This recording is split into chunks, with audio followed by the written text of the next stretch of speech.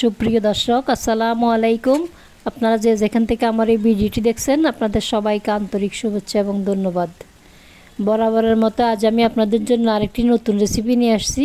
আমার আজকের রেসিপি কিভাবে মাছ ভাজি দিয়ে মাশরুম রান্না করা হয়। মাশরুম আমাদের শরীরে অনেক উপকারে আসে। মাশরুম আমাদের শরীরে প্রেশার এবং ডায়াবেটিস নিয়ন্ত্রণে সহায়তা করে। চলুন তাহলে দেখি আমার আজকের রেসিপি কিভাবে মাছ দিয়ে মাশরুম রান্না করা হয়। প্রথমে আমি হাফ কেজি মাশরুম ভালো করে কেটে ধুয়ে পরিষ্কার করে নিয়েছি। এবার একটি চালনিতে রেখে পানি ঝরিয়ে রেখেছি। মাশরুম খুব হালকাভাবে ধুয়ে নিতে হবে। এবার আমি 7-8 টুকরা মাছ ভালো করে কেটে ধুয়ে পরিষ্কার করে নিয়ে পানি ঝরিয়ে রেখেছি। এখন ম্যারিনেট করার জন্য প্রথমে 1 চা চামচ লবণ,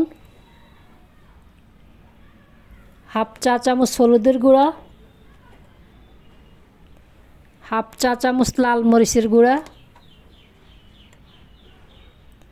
হাফ চা চামচ জিরা গুঁড়া সব কিছু দিয়ে এখন ভালো করে মিশিয়ে নেব। সব কিছু দিয়ে ভালো করে মিশিয়ে নিয়ে প্রায় 10 মিনিটের জন্য ঢাকনা দিয়ে ম্যারিনেট করে রাখব। 10 মিনিট পর চুলায় একটি ফ্রাই প্যান বসিয়ে প্রায় 3 টেবিল চামচের মতো রেগুলার রান্নার তেল দিয়ে দিলাম।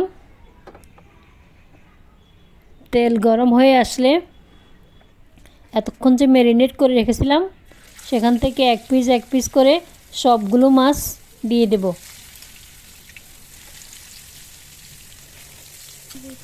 সবগুলো মাছ দিয়ে দিলাম। দিয়ে প্রায় 4-5 মিনিটের মতো জাল দিয়ে এপিট ওপিট করে ভেজে নেব।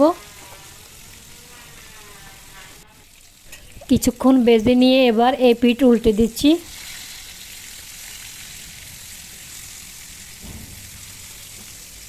একটি করে সবগুলো মাছ উল্টে দিচ্ছি। দিয়ে আবারও 4-5 মিনিটের মতো ভালো করে ভেজে নেব।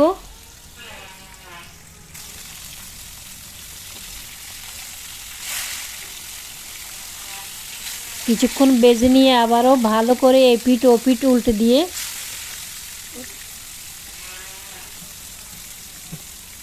এখন আমি সবগুলো মাছ উঠিয়ে নেব।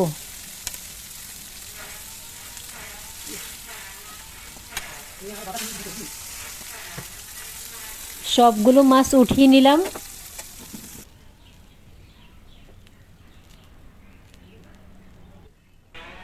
এবার চুলায় আরেকটি ফ্রাই প্যান বসিয়ে 2 টেবিল চামচ রেগুলার রান্নার তেল দিয়ে দিলাম। তেল গরম হয়ে আসলে 1 কাপ পেঁয়াজ কুচি, 4-5টি কাঁচামরিচ কেটে দিলাম। দিয়ে কিছুক্ষণ নেড়ে চেড়ে ভেজে নেব।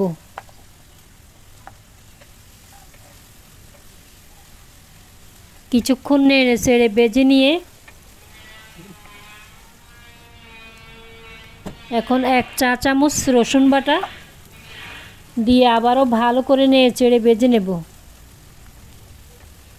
এভাবে কিছুক্ষণ ভেজে নিলাম যেন কাঁচা রসুনের গন্ধটা চলে যায়।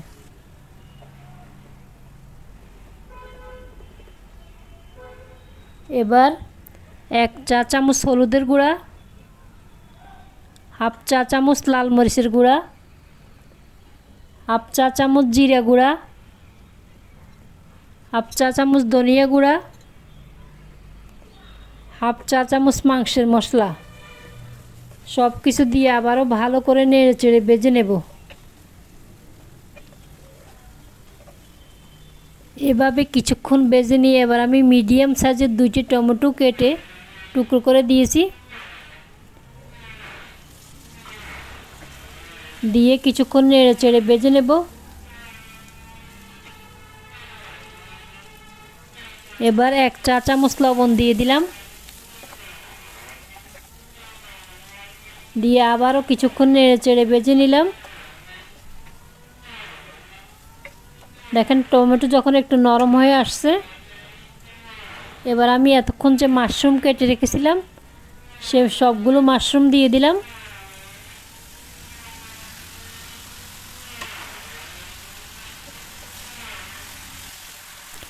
এবার আমি একটু নেড়ে চেড়ে কষিয়ে নেব।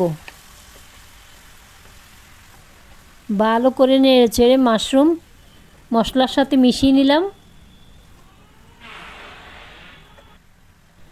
ভালো করে মিশিয়ে নিয়ে এবার একটি ঢাকনা দিয়ে দিলাম 5 মিনিটের জন্যে। 5 মিনিট পর ঢাকনাটি উঠিয়ে আবারও ভালো করে নেড়ে চেড়ে কষিয়ে নিলাম।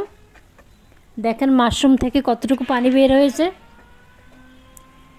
এভাবে প্রায় আরও 3-4 মিনিটের মতো রান্না করলাম।